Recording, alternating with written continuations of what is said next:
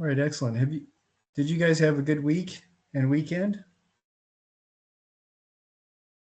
Nice. Drove to Moab and back over the weekend. That was an awful lot of fun.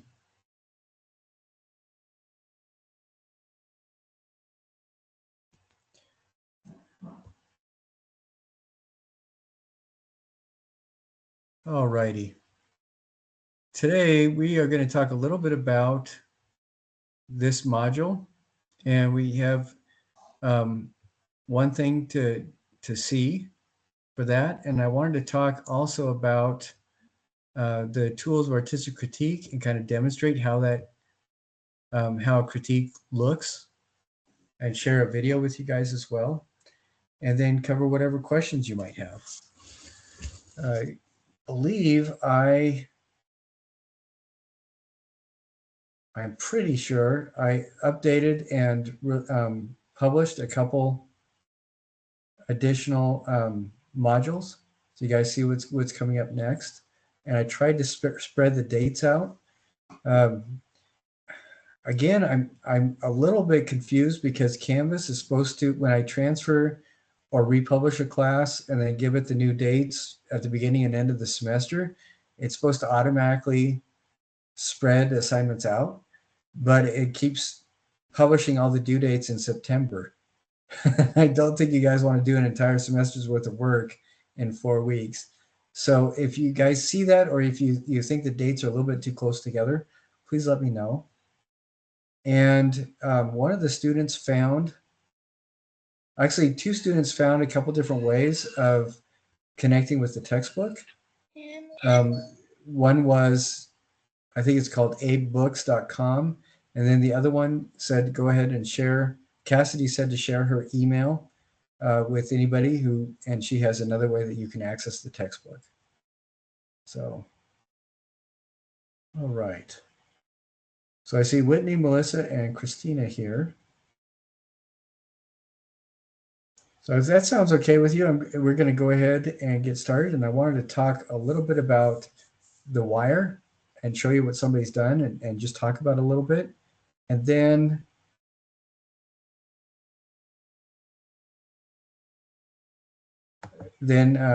we'll launch into the critique thing.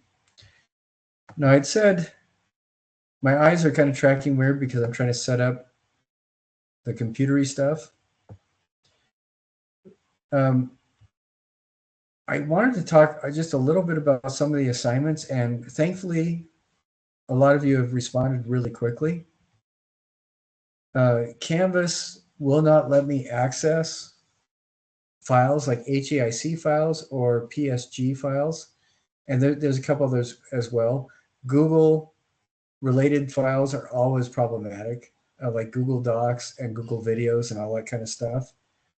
So I will, if that's the case, I'll put a 0 in the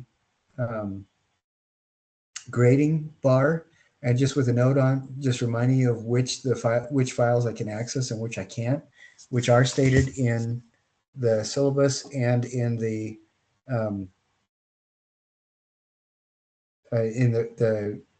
earlier assignments. Remember, the only video files that I can access that we can use for YouTube are WAV, MOV, and MP4 are the only ones. And then with photos, if you embed the photo in a doc, I can see that. Not a Google Doc. Those have been problematic because when you submit them, a lot of the times the system automatically reverts to permissions only, and I just can't see it. But JPEGs, PNG, and PDF files seem to be working just fine. So if you did turn something in and you got a 0 or you less a score, that's usually why, and I spell it out in my comments, and so you can just go ahead and over the weekend, people turn in photos of their houses and files that my computer could not open, and I just asked them to change those files out, and most people did. So again, if you're getting scores less than what you think you earned, look at why, Also on the discussion, people turned in their photos, but they didn't turn in their perspectives on three other students. And so that's why points were lost in the discussions as well.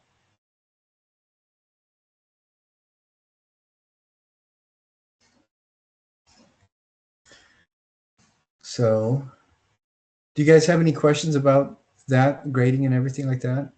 Everything that has been turned in has been graded. If you do get zeros on something, it just means you've got to turn it in.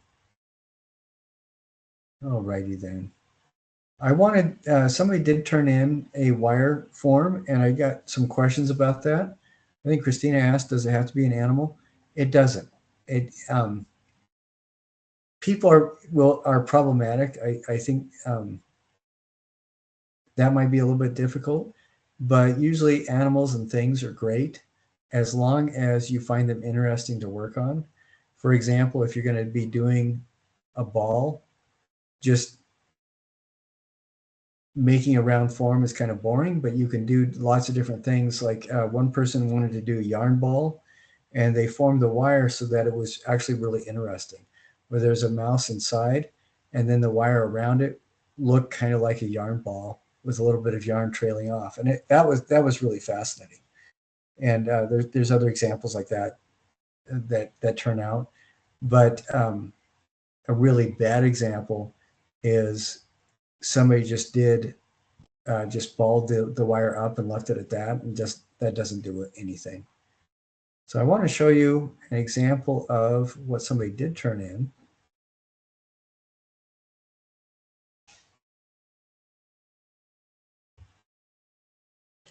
All right, you can see this, I hope. And here's another view. There's some really interesting things to this. One is, as we look at it, it doesn't feel flat like you might expect. And the person is using a lot of different kinds of ways of making lines with the wire. And what I think I'm showing you is basically a butterfly form in silhouette. Is that what you guys are seeing right now? Okay, like a side view butterfly. What I like about this is that the wings do not appear to be completely static and flat. There's a little bit more going on, and I really like that. Uh, the body has the wire is compressed and wrapped around, and it gives a very different feel than the wings or anything else. And you can identify where the head is because it's wrapped differently. The wire is. And then you have the little antenna there, and they've done where they've just folded the wire a little bit to get the legs, and that's nice. But then these wings have all these curls and stuff like that going around. If we look at this other view, they've they've done something else with it, so it's visually it's interesting. Something like this can be problematic because since we're doing three-dimensional form with the wire, and if you do like wings, it's going to be a flat shape. I think it was Jaime Plensa is one of the artists that you looked at. He does like wing forms and stuff like that. And what he does is you can see the different layers of feathers and how the wing shapes and moves around.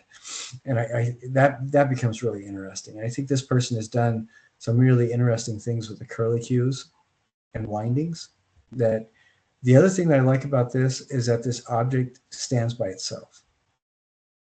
And that's one of the things that is problematic in the past when somebody has done like a person, because a person just has 2 points of contact with the ground, and a wire form is going to be a little bit more difficult to balance. And we can't have photos of you holding the wire. Um, it just needs to be staying there. And but some people have been able to just keep fiddling with the feet, fiddle with the balance of it, so it does stand by itself, like this butterfly is doing. And I really like the way that this person photographed this as well. I believe that they used I believe that Mary used the tag board that everybody got, and I think that these photos turned out really, really nice, really well done. What do you guys think about this form?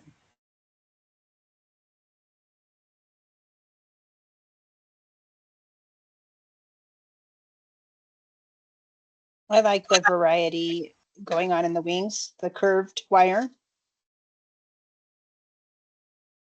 Yeah, I think that that is a really nice touch. It's not boring, which is one of the things as artists we have to struggle against. Anybody else? I like that she used a lot more wire with the body because it, like, the butterfly, actually, the body is the heaviest part, so it makes the wings feel lighter and the body heavier.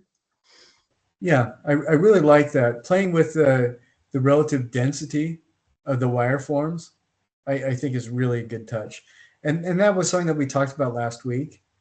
I think that does make it a more successful piece, having the different kinds of density in there.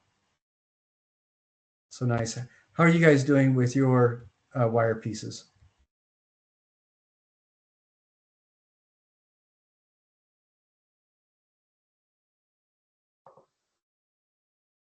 Are they coming along well? I have not started yet. I'm working on some sketches Okay. and plan to start mine in the next day or so. All right, good. I'm in a Um, similar spot. what's that? You're in a similar, Melissa, you're in a Yeah, similar spot? just a few, I like throwing around a few ideas and like trying to see what to do. As you guys get started on this, a lot of the times this kind of wire will have a coating on it to prevent it from rusting. What that means in a practical way is that that coating gets everywhere. And I would heartily recommend getting some gloves, borrowing them from somebody you don't particularly like because they're probably going to get dirty, or going to a Dollar Tree and getting gloves there. But because your hands will get really, really nasty. And the nicest way or the easiest way to clean your hands after working with this is with a dish detergent, dish soap. That seems to work pretty well. But just be mindful of that. So don't wear your Sunday go to meeting clothes and your nice pants and stuff like that. And don't eat like chips and salsa while you're working on this because your fingers will get dirty. The other reason I like gloves for this, and I wish that Mary was here tonight so they could talk about their experience, is sometimes the ends of the wire as you're working it can jab into your skin, and it's startling. It can be really startling, especially if it gets in your cuticle or underneath your fingernail. So be careful. Be really careful as you're working with this. You use stainless steel wire a lot when putting up one of those chandeliers like at the Ravenel Hall with all the blown glass. And I put together a few of those. And I will tell you when you're working along and then one of those things stab right into your finger, it wakes you up very quickly and very thoroughly. So be careful as you're working on this.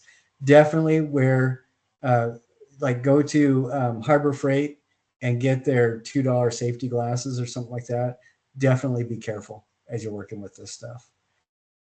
Everybody has pliers in their kit.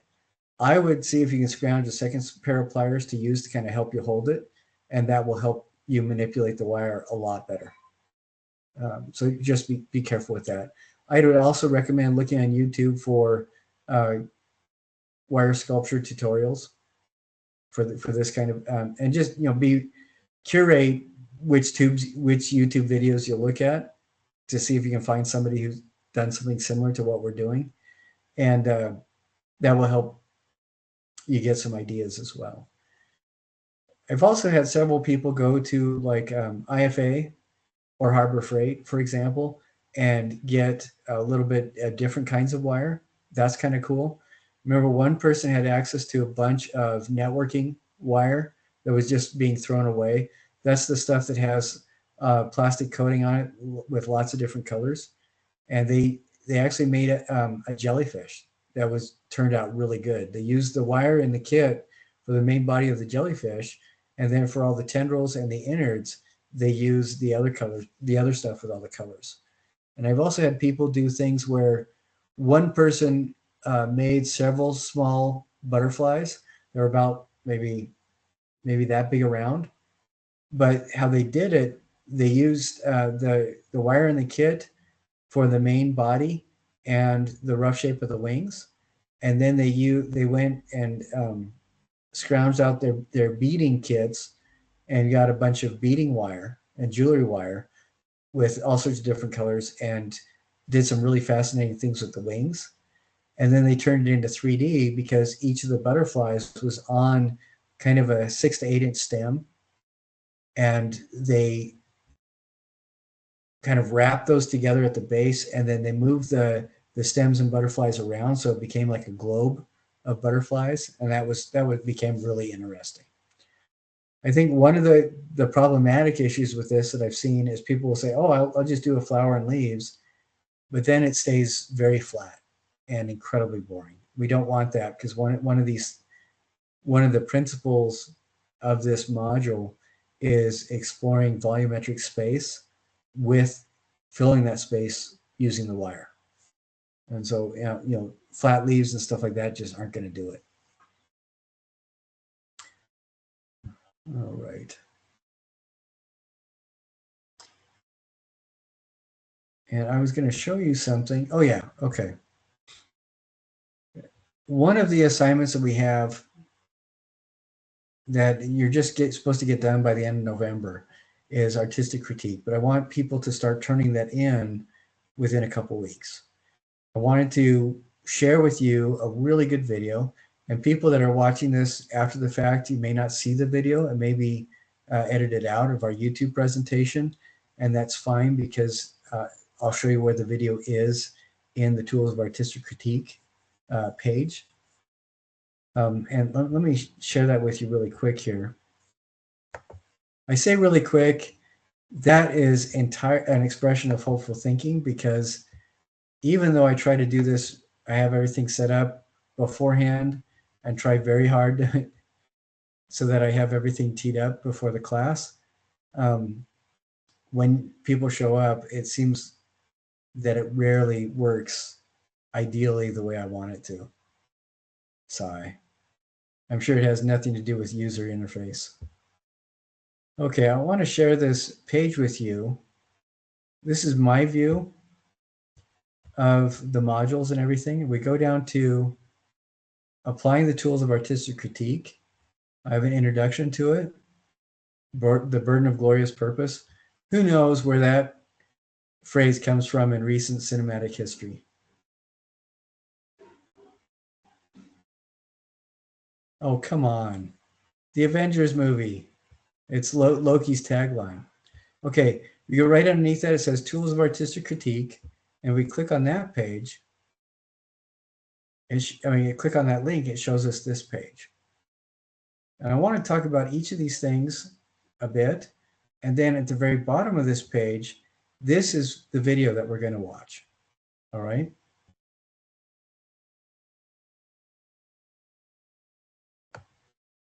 Okay. These words are really important. Elements of art, principles of design.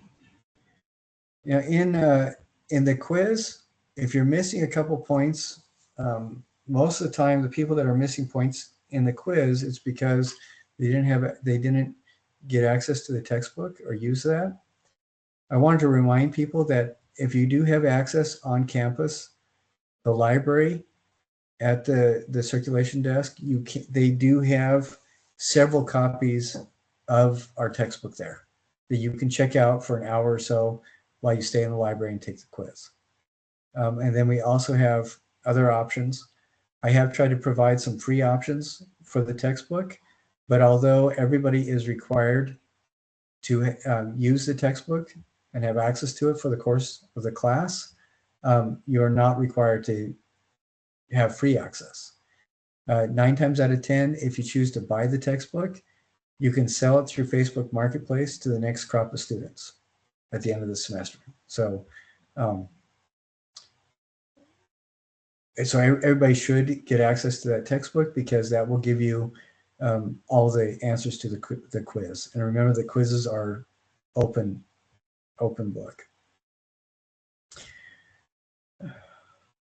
Now, this vocabulary, one of the mandates for this course, 3D design, is for us to develop a vocabulary of artistic critique and a process or model to use while we critique.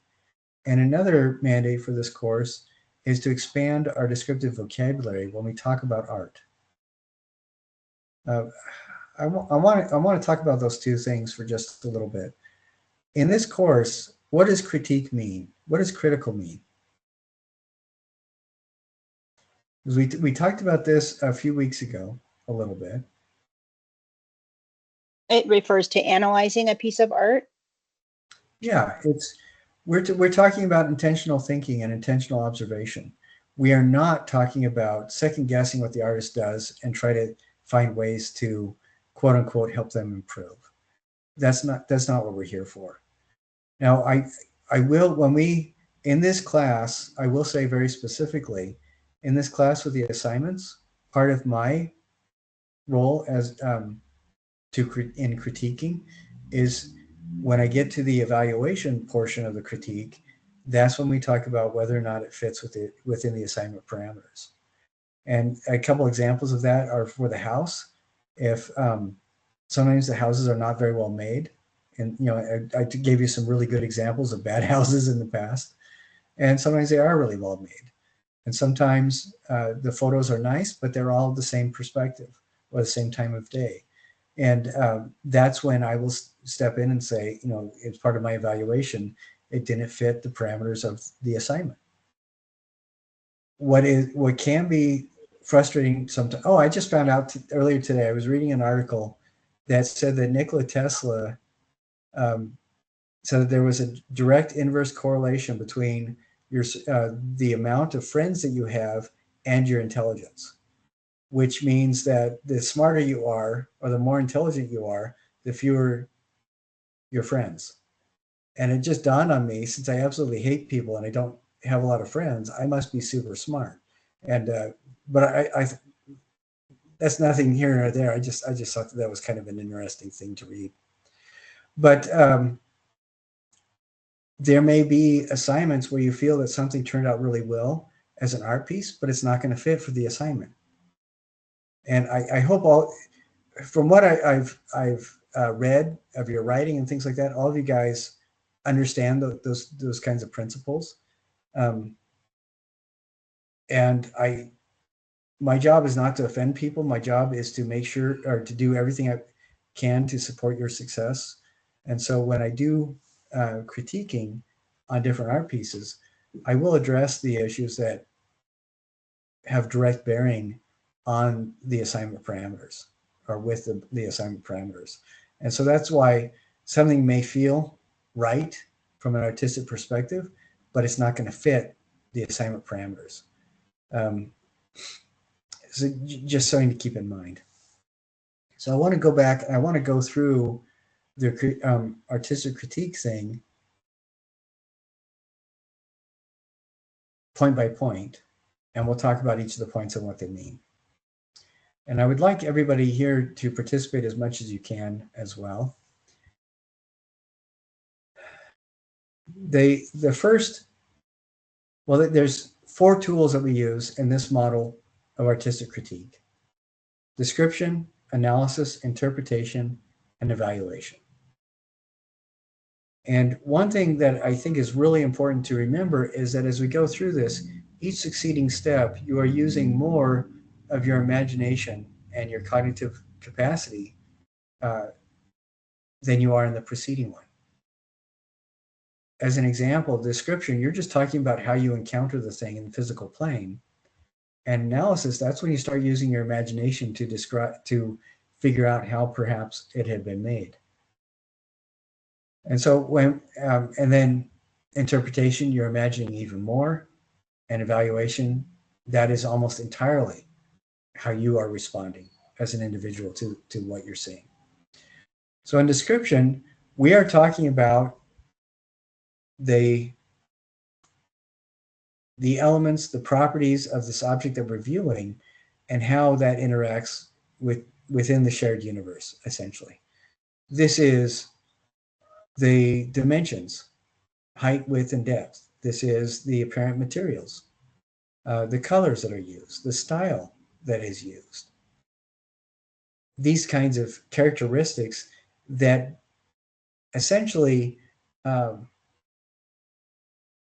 allow us to share how this thing is perceived with somebody else. And it is important to be precise as much as we can. When we look at an object, yea by so is not a very good descriptive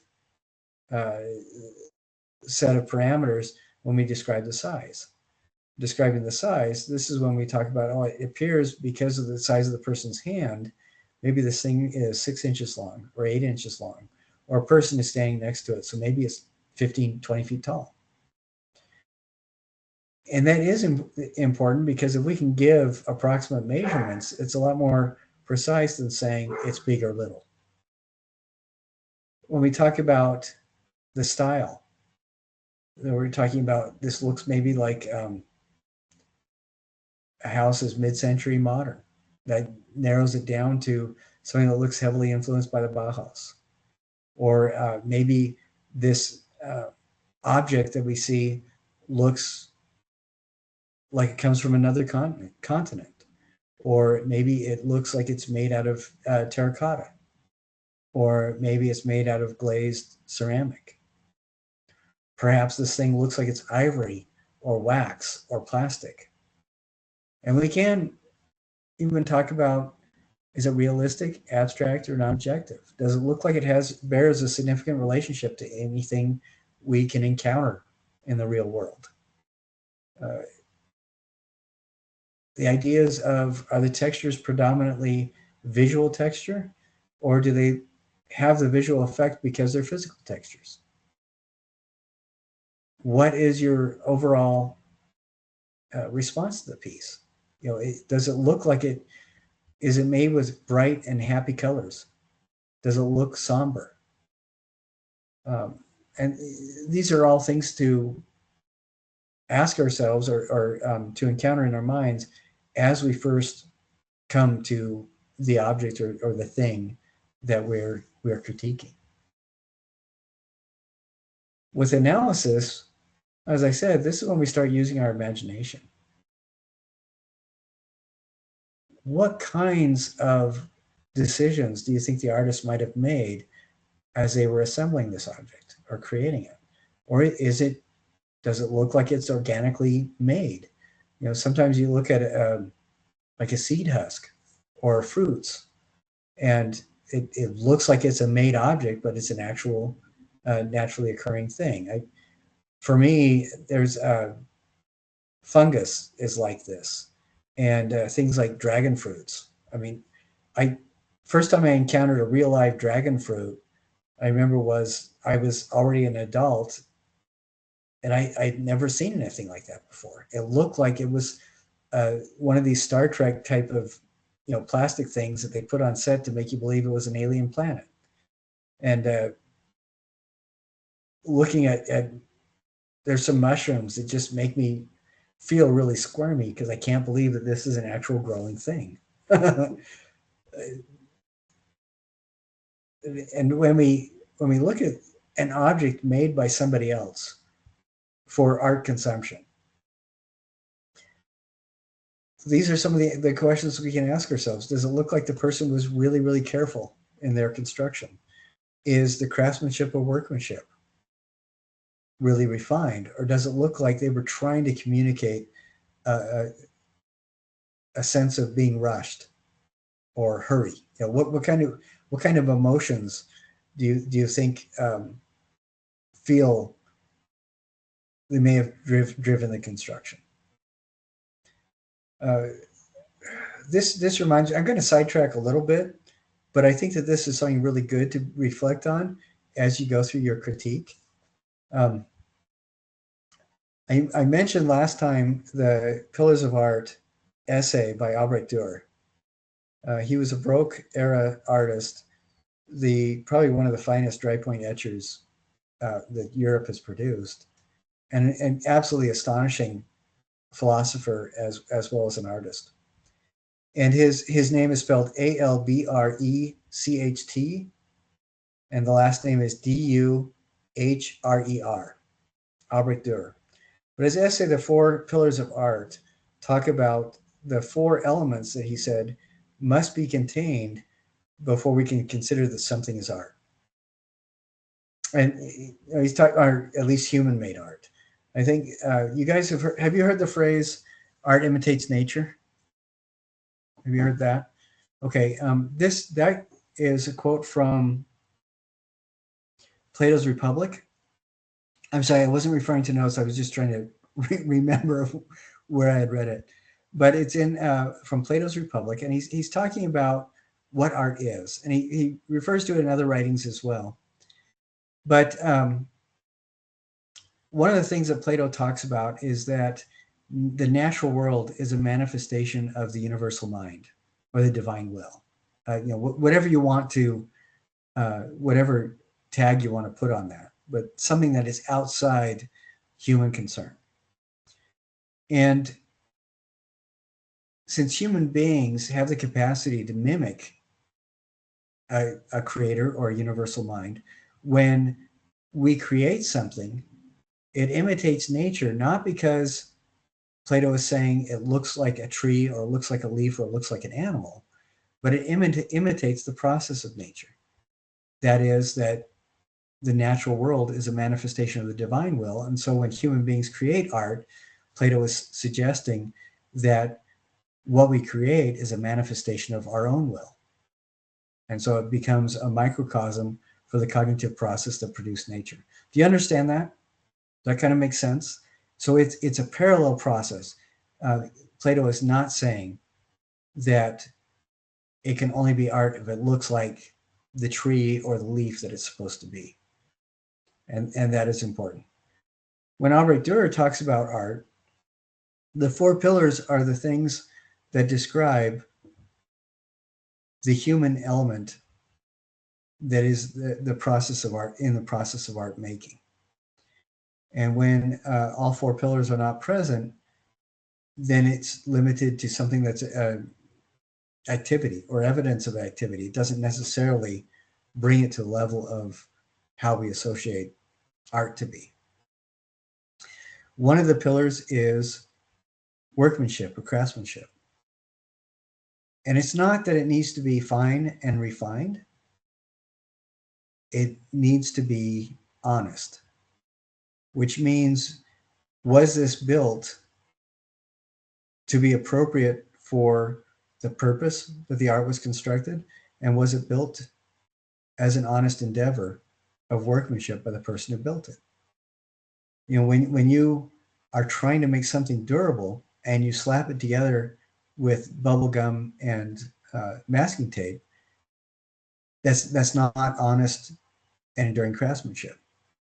But if you are trying to make something that speaks to, chewing gum and masking tape type construction, then it kind of makes sense to use that kind of material. So it needs to be appropriate. It needs to be constructed honestly. Another is correct materials.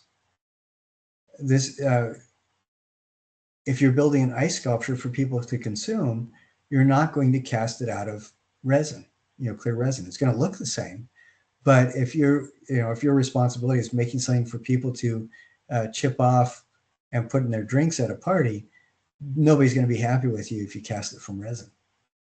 And so making sure the materials are appropriate. Like, for example, in this module, we're working with wire. If you make it out of egg cartons, it's not going to pass muster because that's an inappropriate material for the subject that it is. And when you produce your own art, according to Albrecht Dürer's Four Pillars of Art essay, you need to ask yourself, what is the correct material for this? If the assignment is digital art, trying to submit an oil painting as digital art is not going to be appropriate. Third one is correct proportion. We did talk about the golden section. Does anybody remember what the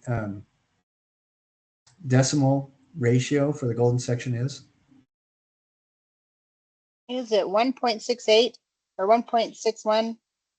Yeah, 1.618. That's right. That's right. And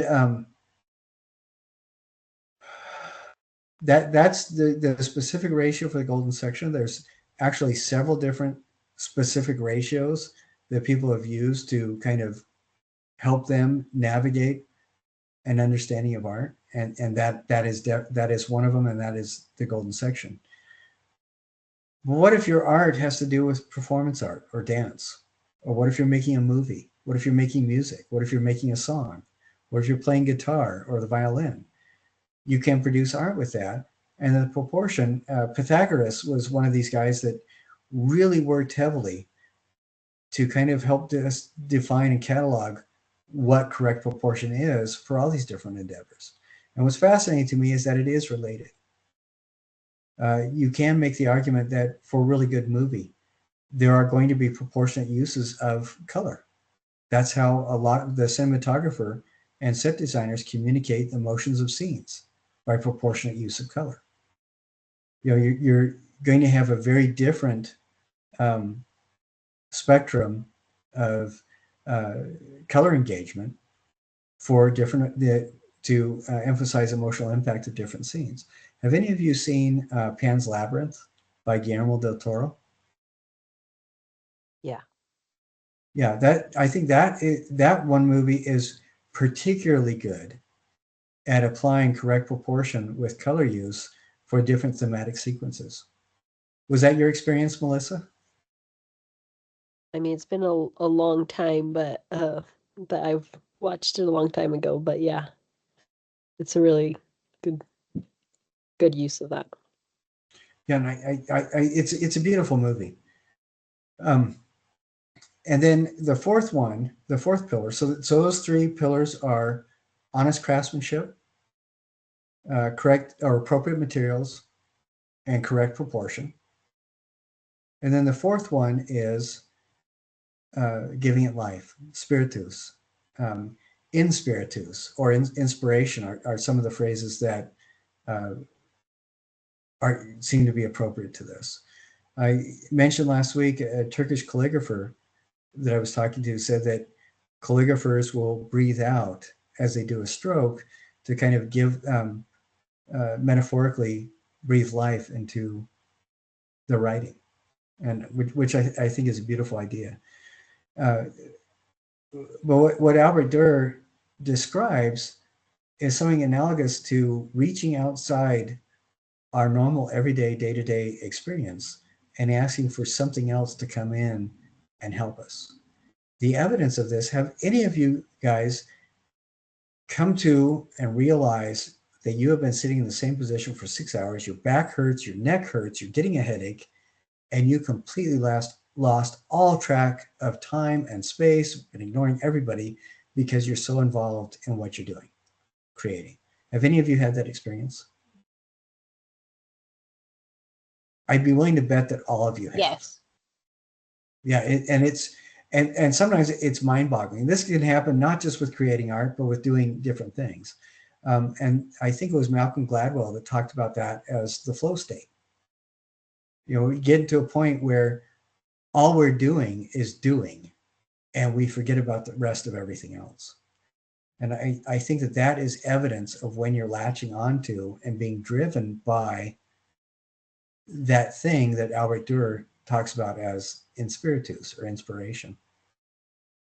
Spiritus is Latin for breath, and that's where it comes from. And you know, we can refer to that as our higher selves, universal consciousness, like Carl Jung talks about, deity, if you want to, the universe as a whole. But it is building something it's when you get into the flow state, it is evidence of this process of building something new through the access or cooperation of something beyond your immediate day-to-day stayed self. And all four of those things are important. So, you know, as you go through these four tools that we're talking about, I would like you to be mindful somewhere in the back of your head of something like that, you know, something like those four pillars, looking for the evidence of the art in artistic construction. Because there is construction and there is artistic construction. one question that I ask of my art history students is, how many of you are artists? And in a class of 30, I'll usually get like maybe 3 to 6 people raising their hands. We can't really be human beings fully without being artists. And I want to give you a bit of a different definition of that than what most people think. Anytime you are involved in the creation or building of something that did not necessarily exist before, when you are doing it in cooperation with a portion of yourself that represents that higher order of things or higher order of understanding, you're creating art. And this could apply to whether you're working with crops in the field, teaching kindergartners, babysitting, giving a baby a bath, changing a diaper, mowing a lawn, combing your hair. It really can be absolutely any activity when you are asking for guidance of that higher order of yourself, or asking for something beyond your immediate uh, ordinary mundane existence. Then whatever that activity is, or the evidence of that activity, does become art. And that's, I always get people that disagree with me, and that is perfectly fine. I don't really care. However, one of the drives we have as human beings is connection, and another drive is creation. We have to build, we have to do something. And I think when we express that, and we express it latching with the cooperation of something beyond our ordinary, mundane, day-to-day self, then whatever that thing is elevated to art, regardless of what the activity is. And so when I explain that and ask again of the students who in here is an artist, and people realize I'm a human being and I'm an artist. You know, that's just part and parcel of being human. Anyway. And again, if you agree with me or not, doesn't really matter.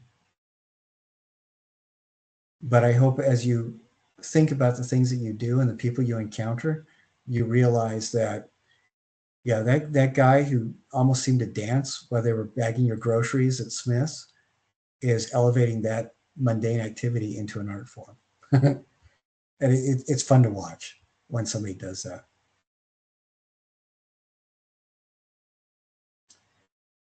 So analysis is figuring out how the artist achieved effects, what they did. Are they, what tools are they using? Did they curl the wire? Did they wiggle the wire around?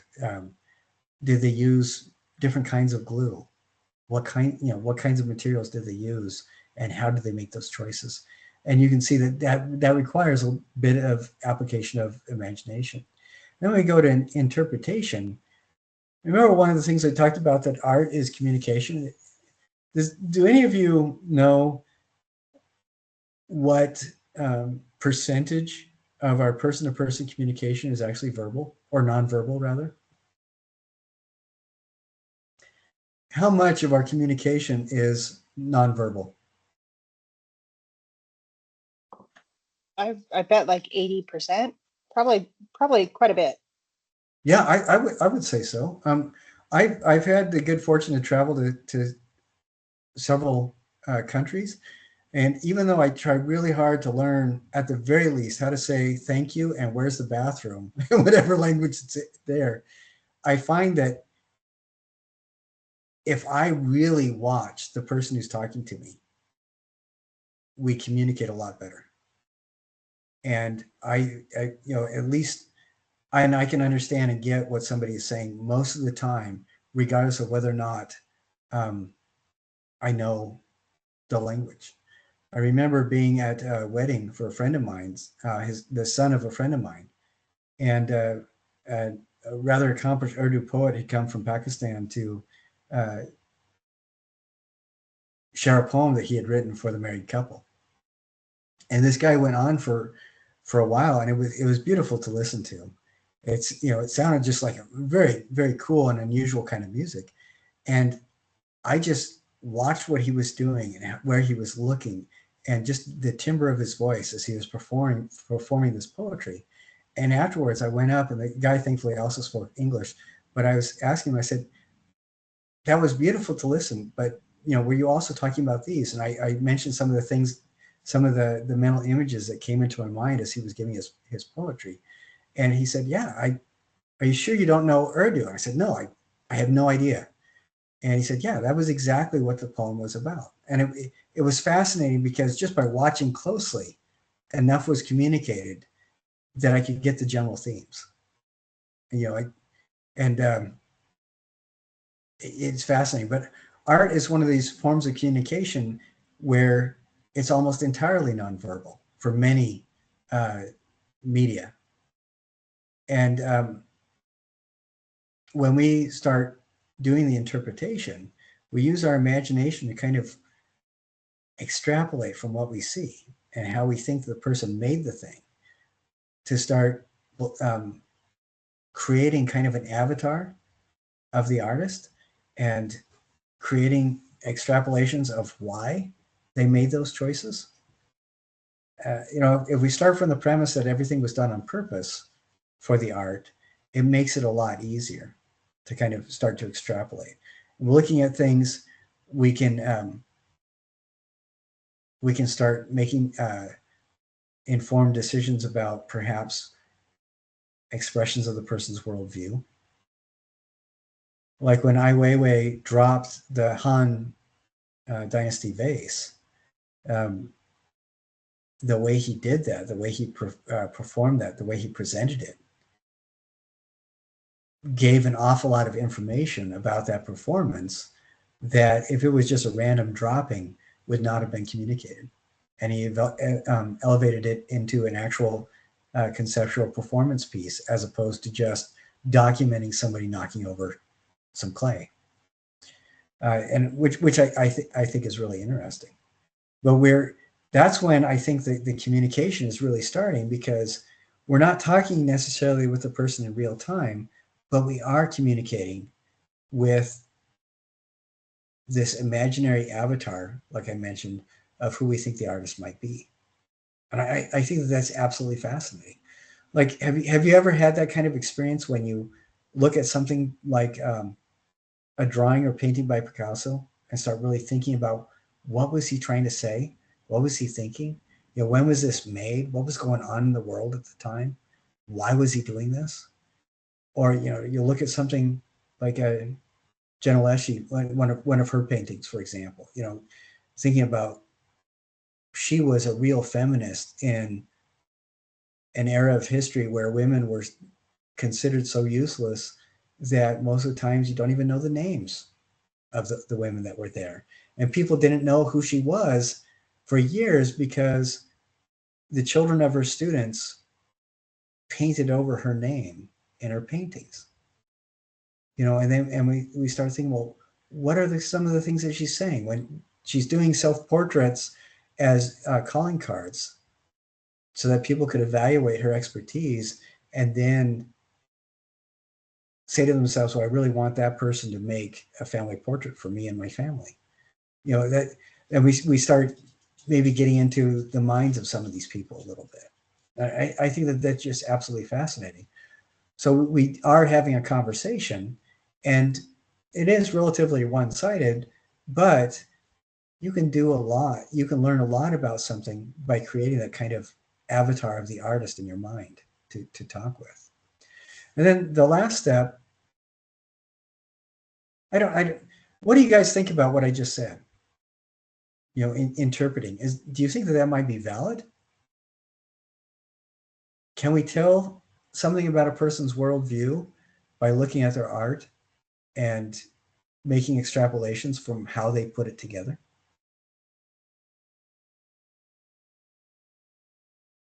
I think so, yes. I think it also tells a lot about the viewer's worldview. Yeah, absolutely. Based on your opinion of the art. Yeah, the choices you make as you evaluate it. Yeah, absolutely, definitely. Which brings us to the last one, and this is almost entirely up to you as the person doing the critique. Evaluation. Is it successful? And then this becomes a culmination of the things you learned as you were describing it. how you imagine that the artist put it together, and what your perspective is on the worldview, knowing that you're going to flavor that, like Christina said, with your own worldview and your own perspective. Definitely. Do we have the right to evaluate or judge works of art that that are presented to us?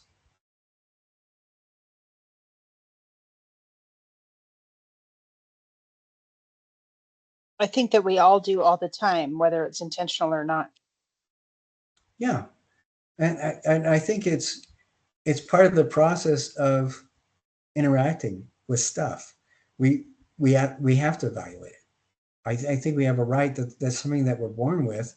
I think, and it has helped us for millions of years to survive as a species with cognition. We do have the right to evaluate. Now, I think we need to be careful about this, and this is a problem that I have with what a lot of people think critique is. When somebody is looking at my artwork, for example, and immediately starts telling me what I need to do to improve it, the first questions that I have are, what expertise do you have with the medium that I'm using? And how do you know how close this is to my intent?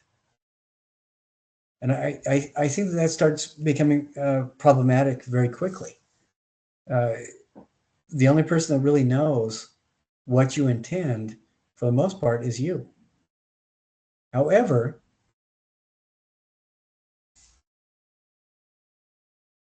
okay, Christina, I just had a notice from you. Yes, sorry. I didn't want to interrupt you. I just typed it so I wouldn't forget. I was wondering about the attendance assignment for this week, but Yeah, touch on that yeah, when you want to. I didn't mean to interrupt your thought. Sorry. the attendance stuff usually does not pop up until after I've put the recording in YouTube. Oh, okay. Okay. Perfect. And you derailed my train of thought, and I'm sure I was going to say something absolutely brilliant. I know. I'm sorry. We'll never know. It was going to be amazing. Yeah, it was going to be astounding. Everybody was going to start crying, but I lost it. But where am I?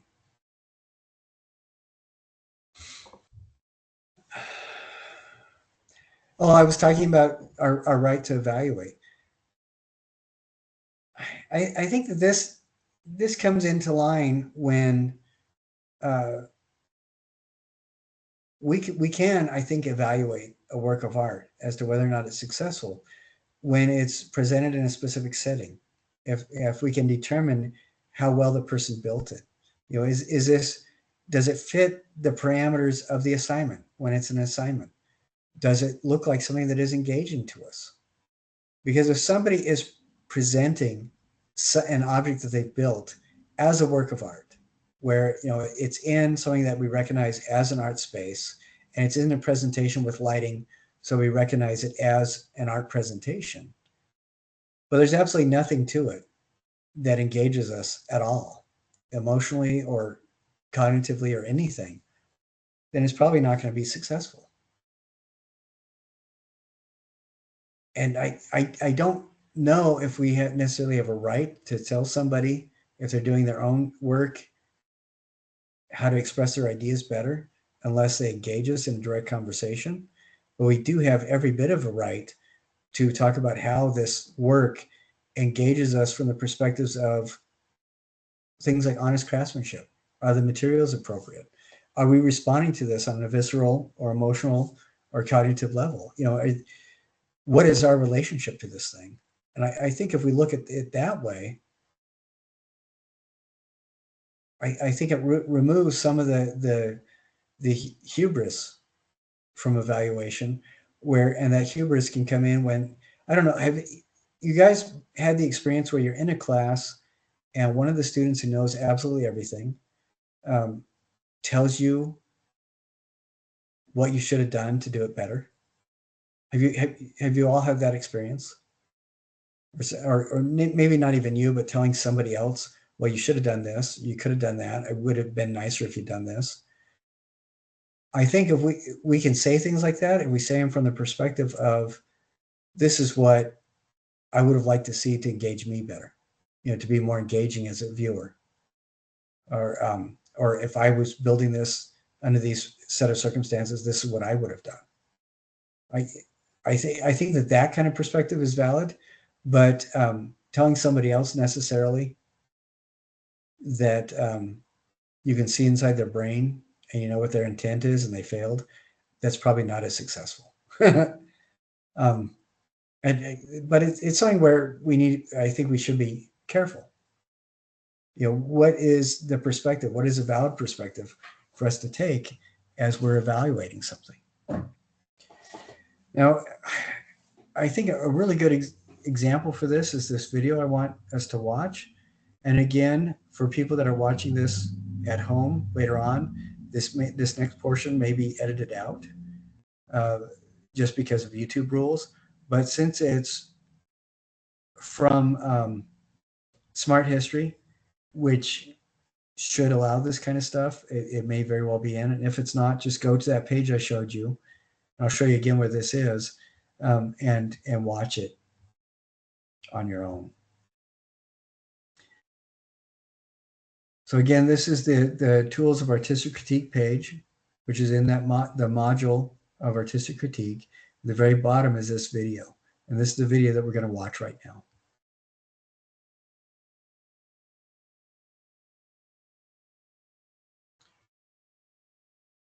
Let's see.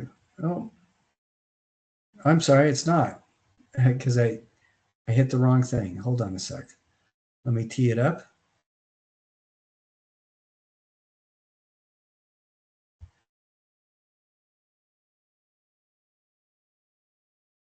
Okay, here we go. Sorry about that.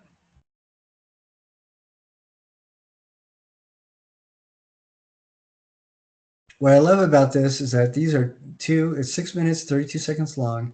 These are two really good art historians who are talking about Dr. Beth Harris and Dr. Steven Zucker. They are talking about a piece of art that when I first saw it made me nauseated. And after looking at it, trying to describe it, going through this mental process of critiquing, I completely changed my perspective on it. And one of the things I want to do after we talk about it is see if any of you have an example of something where your opinion has completely changed about it after you learned more about the piece. But here we go. Can you guys all see the video screen? Yes. Okay.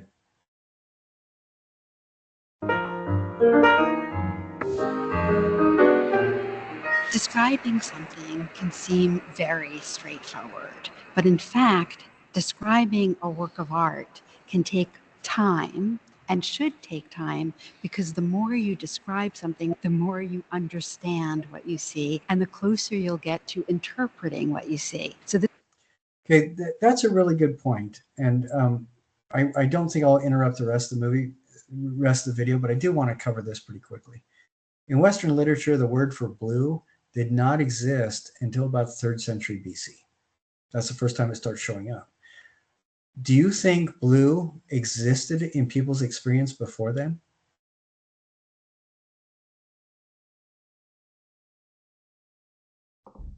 Yes. Yeah, absolutely. Absolutely. If we look at Mesopotamian artwork, it's obvious that they use blue and lapis, different things like that. We look at Etruscan paintings, they use blue in everything from sculpture to architecture. They use blue paint, but it does not show up in any written vocabulary until about the 3rd century BC. Now, how many shades of blue do you think there are?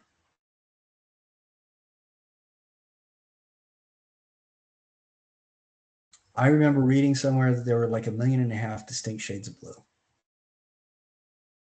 I think that that's kind of ridiculous. I don't know how many of those shades our eyes can actually determine, but how many words for blue can you think of? I mean, just mentally. 6, 8, 20? there's a lot. You go to any paint store and there's dozens and dozens of different names for blue. Now, what's fascinating to me is that blue has always existed, although shades and colors have always existed. But when our language that we use for encountering something is precise, it helps us to think more clearly. And that's the point of this little aside. So as these two people are talking about this artwork, pay attention to how they use their words and the precision of their language. And it's interesting because as we use more precise language, not only does it benefit our own work, but it also helps us to connect with the artwork that we see that others have made. This is why describing is one of those first skills that art historians learn. And really, anybody who goes to the museum should have conversations about what they see and the associations that it brings to mind, in addition to pure description. So here's what we're not going to do.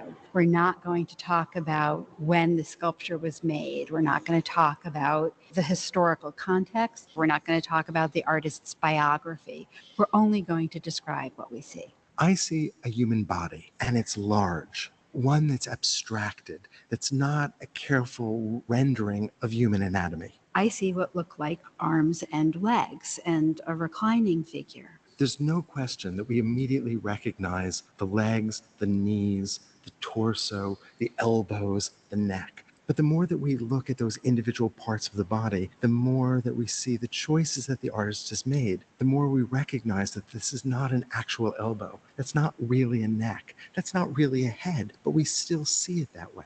And most obviously, what makes this not really a body is the giant cavity, that giant open space where we expect to see a torso. But before we begin to describe the individual elements of the sculpture, I think it's also important to make a few observations about the material and the surface. The sculpture is a dirty white, and it's so smooth that it invites us to touch it, even though the museum would rather we didn't. Well, it does have these lovely curvilinear forms that feel like they would be very pleasurable to touch. But there's also a way in which that dirty ivory color feels like bone, feels organic. And that's complicated because bones are on the inside, but what we're seeing is the outside.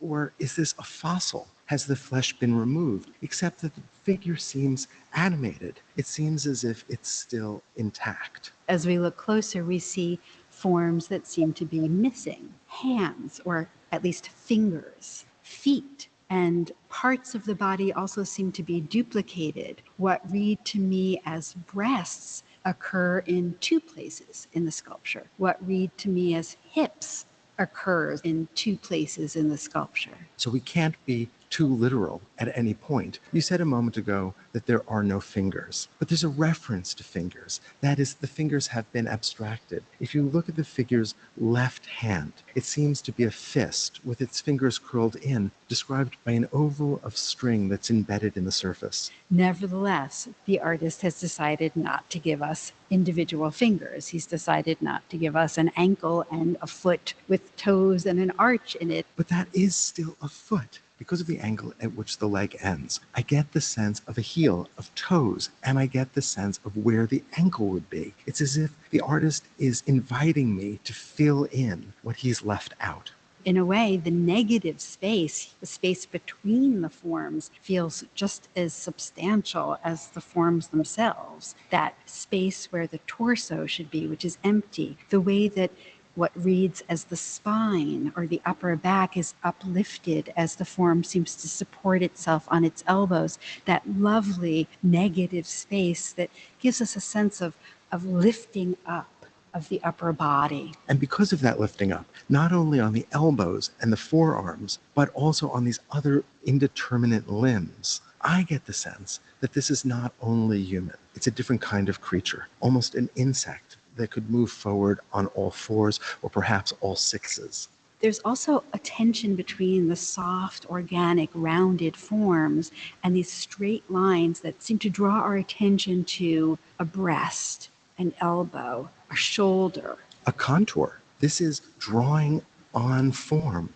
Granted, when I look at this sculpture, I can't help but think of the human body, but I also have a sense that I'm looking at a landscape. that the knees are distant mountains, that somehow this is a unity of human form and the earth itself. It's so funny that you say that, because when I see this sculpture, I immediately imagine a figure on a beach. So I didn't just imagine a reclining figure. I imagined the natural location of this figure outside, Sunbaked. in fact, lifting up to catch the rays of the sun. The almost cushion-like form in the center of the sculpture that can be read simultaneously as a chest, as breasts, perhaps as a torso, as an indeterminate form, creates for me a feeling. It is the feeling that I have when I arch my back. When I look at this sculpture, I feel that pulling in my body. And so the artist has used the simplest of tools. He's used form itself. He's used the line that he's constructed with string.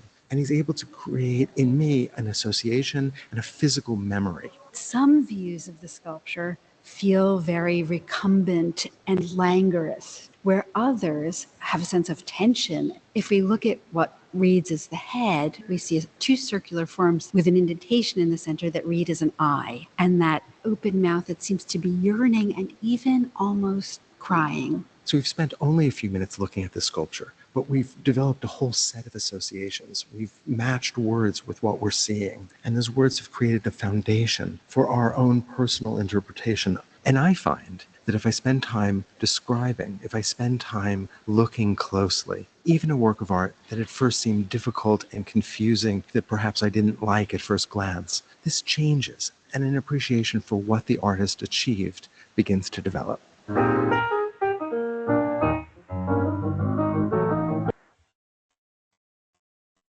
So what did you think about that? What did you, or how did your perspective of this thing change during their discussion?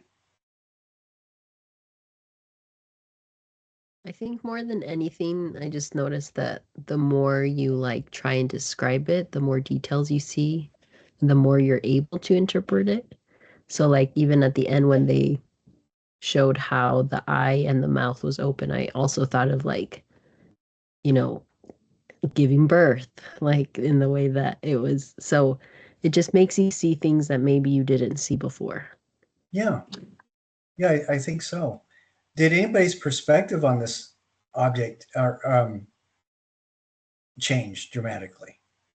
You know, in addition to just expanding your perspective, did any of you have the same kind of initial reaction that I did, that I kind of makes me sick to my stomach, and then by the end, at the very least, I start respecting what the artist did? Did your I felt like the longer they talked, the more I appreciated it. I think if I saw it in person, I would have kind of glanced over it and then kept walking. I wouldn't have paused and really taken it in for as long as they did. I feel like I learned more about it than I would have had I been on my own. Yeah, I think it's interesting. And so, Melissa, I love what you had to say about, you know, using vocabulary to describe what they're experiencing. And Christina, I love what you have to say about spending the time. And I think that there's a good lesson there, because one of my least favorite art critics in the 50s, and I can't remember the person's name, which I'm kind of grateful now for because he's pretty important. He said that if you don't immediately get the artwork, it's useless. It needs to engender an immediate reaction. And I think that is incredibly useless. I mean, there are some things that are important to react to quickly, like when extreme heat is a good one. You don't want to burn yourself. And when something tastes awful and it could be poison, you want to react very quickly. But for most experiences, I think it says quite a bit about ourselves if our entire evaluation is generated just with an immediate visceral response. Because most stuff that we encounter requires more than only that immediate response. And I think that if somebody took the time to create something for us to encounter, we should take the time to make the encounter. And I think that's completely valid. But I wanted to, this is one of my favorite artists, Yinke Shonobara. but I want to just do a very quick demonstration of an artistic critique like what you guys would do for this assignment. So let me share this with you. This is called Emancipated Woman. And it is by Yankee Shinobara. What is the first step of artistic critique? Describing what you see. Describing. Excellent. What I see is a human-size mannequin form. It looks to me like the person is, and I'm going to describe this as a person because it feels like a person. I can see over here on the left a hand, and I see what appears to be 2 feet. It looks like this person is, a round structure replacing a head. It looks like I can see ankle forms, calf forms, something that looks like below the knee pantaloons. It looks like the person's arms and torso are made by books, or perhaps the person is holding a stack of books sideways. Some of the colors I see, several different colors in the books. It looks like they have that kind of paste paper that you see in every library everywhere. It looks like there's a very decorative, energetic pattern for the shoes. The calves look very black to match the head, which has been replaced by something almost the shape of a sphere. And the pantaloons have this really energetic design that looks to me to be very Western African. You know, lots of energy, lots of bright color. And there's only 3 different colors and white, but there's a lot of energy to it. Now, how long did it take me to describe this?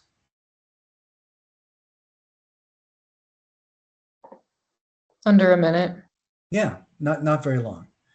But is that a pretty good description? Just for that short minute that we're looking at it? That seemed pretty adequate. Yeah. So it doesn't take a lot of time, but we're just describing what we're encountering. Now, what's the next step in artistic critique? Analysis. Analysis. Excellent. And in analysis, I'm going to describe how I think the artist made this. So looking at this, it appears to me that they used possibly a posable mannequin form that you could find in any store. And one of the reasons why I think that is that the platform that this structure is on appears to be one of the standardized discs that are used in mannequin displays in most kind of retail stores that use mannequins. You have that supported disc to kind of spread the weight out and stabilize the structure. It looks to me like this was dressed on purpose, at least with up to the waist. So pantaloons would either have been purchased or sewn, perhaps by somebody using what appears to be like a cotton print fabric. It appears to me that the artist intentionally dressed at least the lower half of the mannequin that we can see. It appears to me that those books are stable. So I would think, if this is something that the mannequin form is holding, which I'm starting to think that probably it is, I'm imagining that the books were probably chosen specifically for how they would look to hide perhaps something drilled through them and placed there like a steel rod to support the books. So I'm thinking that each of the books, and I guess it looks like there's about 35 or 40, were drilled through so that a curved rod could be hidden to kind of support them. It looks to me like the artist intentionally shaped that head. I don't know if it was cast or what, but it feels to me almost like that same kind of papery quality that the globes that all of us are used to from school appeared to have. Looking at the photo, it doesn't seem to be reflecting with a fine metallic sheen. So I'm thinking that perhaps there was some handwork into making this, but it also appears that the hand that I can see, and I'm seeing on the right-hand side, there's a finger down here and a thumb right there. It looks to me like the hand is painted. It's not a standard mannequin color. It seems to be a little bit like of an ochre or a yellow. So this is intentionally made to, I believe, to evoke that kind of response to a human type form, but it's also designed not to specifically look like any particular person, but maybe something that is just outside the bounds of normal experience, not so far that it makes us uncomfortable, but just far enough so that we can all see ourselves in the form. And that's what it seems to me that it's intentionally made to help us to engage with it. So how long did that part take?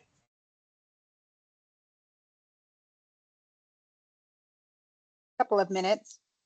Yeah, just, and what was I doing as I was talking about it in this instance?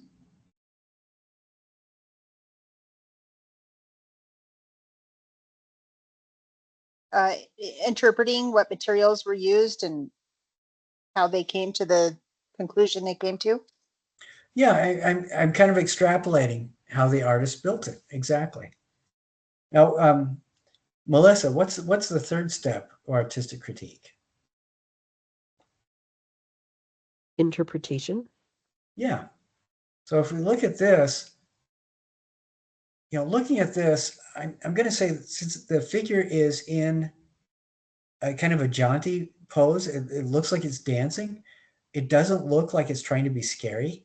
It looks like it's either in the process of regaining balance or losing balance or performing something, but it has an energy to it that is not negative. It doesn't appear to me like it's falling. It looks like it's moving around and it's engaged in some sort of energetic activity. The books, I can't see any of the titles, but books usually are symbols for things like information, knowledge, the capacity to read. The title of this is Emancipated Woman. And taking that title into account, if this is a female figure, in a lot of contemporary cultures that we're familiar with as Westerners, pants have been something that men have used, even pantaloons. And these kind of baggy pantaloons is, from a Western perspective, is something that was in vogue with this style of stockings and this style of shoes in late Victorian era, as women were embracing something of a social emancipation with the invention of the bicycle. This became functional wear for a woman who was out and about on her bicycle. And it became a fashion statement and grew into something that was really dramatic in the 20s, and then reemerged after World War II again as something that was a symbol of the conversation about women kind of gaining power outside of a societal expectation of being in the home and wearing dresses, which I think is kind of interesting. The bright colors speak to me of kind of a happy energy, a creative energy, as opposed to an oppressed energy. Again, the shape of the face and the color of the hands expresses to me that this is supposed to engage kind of every person instead of a particular group of people. That it is inviting us to see ourselves in it, or to see somebody that we know in it, perhaps. So we have the books representing knowledge. This individual is not holding the books as a stack. They're holding it in it seems to be almost a snapshot of kinetic energy, because holding a stack of books like this is very difficult to do. So it looks like it makes me think of a moment caught in time. But the person is demonstrating a happy movement, happy energy, a moment caught in time and frozen, perhaps, engaging with something that represents knowledge. So I would interpret I would interpret this as perhaps the artist is inviting us to engage with this idea that Perhaps this figure is a woman who's found joy in engaging with a freeing or empowering fashion, with her pantaloons, and is energetic about learning and expressing knowledge. And it seems to me, I read this as something that is hopeful, and almost a dance of somebody who feels free. And I love that kind of perspective, and I find myself engaging with this with a lot of positive emotions. So how long did that part take?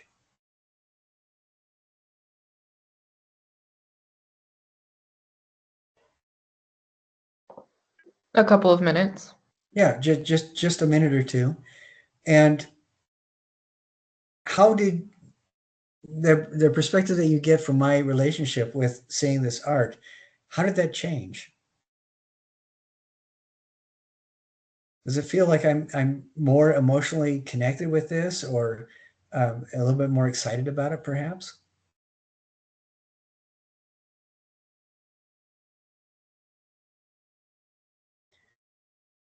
Did you feel that there was a little bit more of a connection with the artwork itself, talking about it like this?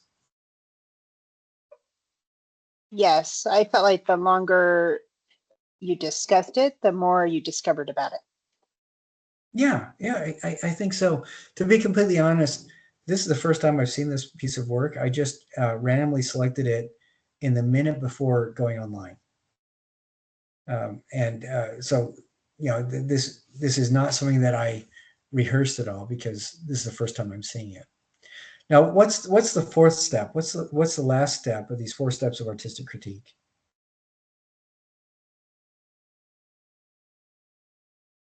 Judgment or evaluation. Yes, absolutely. And looking at this is in a gallery setting. It is stable. It appears to me to be well constructed. It looks to me like everything is in place.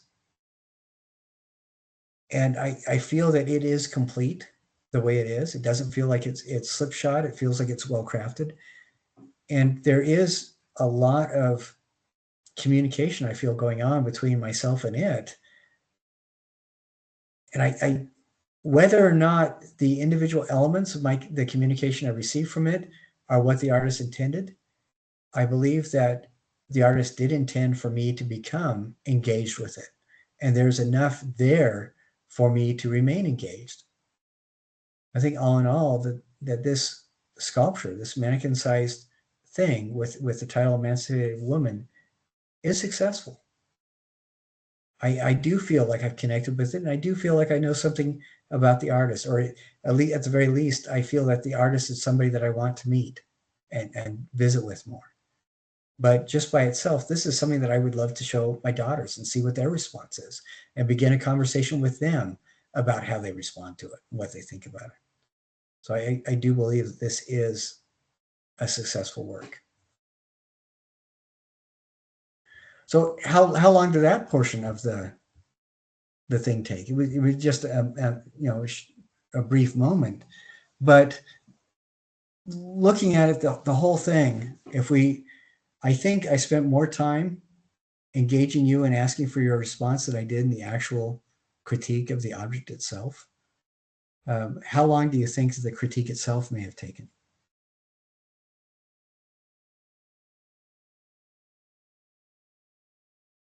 The entire thing was probably around 7 minutes or so. Okay. Yeah, but not. I do drone on because that's. I think it's my charm. My wife thinks it's exasperating, but I think for normal people it would have taken maybe 4 minutes, 4 or 5 minutes to cover that. And that's when you are approaching this assignment, we are going to return to the ideas of artistic critique throughout. But as you approach into October and start thinking about accomplishing this assignment, I want you to be aware that's basically what it entails. Your voiceover with a static image as you talk about the artwork. Now, to be completely clear, for this assignment, you will do one of these for a piece of artwork you see in the discussions from somebody in this class this semester. And you will do another one of an image that you show of one of your own works. And it is, who's your absolute worst critic? All the time. Who's your worst critic? Myself. Yeah, we always are most critical of ourselves. And I'm using critical in this way, not to mean intentful, but to mean biting and incisive. But when you do a critique on your own work for this, it is successful only when you pretend it's the first time you've ever seen it. And you will try to emotionally detach yourself from the making of it and try to pretend the best you can that it is something you've never seen before and you've never met the artist who made it. That's really important to do. I have found that people, when they do this, they can actually honestly assess their own work and they realize, yeah, I did do some really good things, or that was a really dumb mistake, or I was so emotionally attached to that and blinded me to the fact that it imbalanced everything else. But that's not part of the critique. The critique is, I see an object that is like this. It looks like the artist did this to make it that way. I am imagining that the artist's perspective is like this and this. And I think overall it was successful. And it's important to try to emotionally detach yourself when you do an honest critique of one of your own works. Because then on one hand, you will be able to honestly assess what you perhaps can improve for next time. But most importantly, you'll be able to see, you know what, I actually did do a really good job. I think that's one of my pet peeves about student self-critiques in the past. You are your own harshest critic, but I don't think you should be. Knowing, and I think one of the reasons, as artists, all of us have a bit of OCD. All of us are perfectionists. But we need to remember that perfection actually lies in whether or not the thing is complete. And if it's complete, if it's done, if it's finished, then it's perfect. But and as artists, we always want to improve. And so we try to hold ourselves to a higher standard. But what that translates sadly into, or what that mistranslates into, is we try to evaluate things we've done in the past by the knowledge that we have now. And I don't think that's a fair comparison. We need to evaluate what we've done as its own thing. And I think that's the only way to appropriately address it. Well, any last questions or observations from the things that we've talked about? Did that help you guys to appreciate a bit more about the critiquing process? Okay, good. I'm glad, because it is a process of close looking. It is not a process of slapping ourselves for not doing better. And I think that's important to remember. It's a process of close and intentful looking and observation and thinking. All right, guys. Next week, we are going to be talking about the structure and skin a bit and going over that quiz. And if you guys need more time to do the wire thing, contact me and let me know. But as much as possible, I think next week I also want to go over what people have turned in so we can look at things. And again, anytime you need to change anything, reevaluate it, resubmit it, whatever, go ahead and do that. All right. And if there are no additional questions, I hope you guys all have a wonderful weekend. Don't do anything that would cause you to get arrested, and try to be safe, and we'll see you again on Wednesday. Thank you. Thank you. All right. Thank you very much Thank for you. coming. Good night. Good night.